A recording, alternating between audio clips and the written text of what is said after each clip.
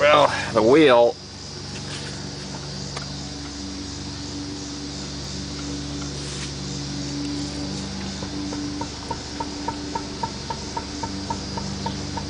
It's got some play.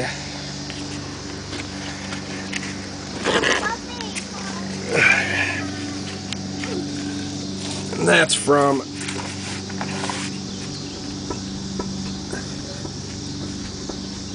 bad tie rod and a bad ball joint. The noise, I think I've figured out now, is the, what is it, transfer case or bevel gear or whatever.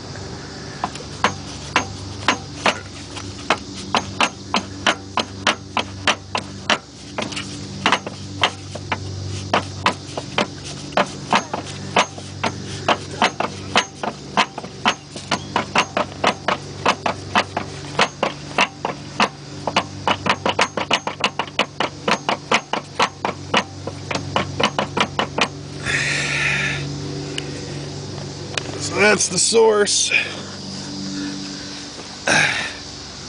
of the problem with the car. Nice car though.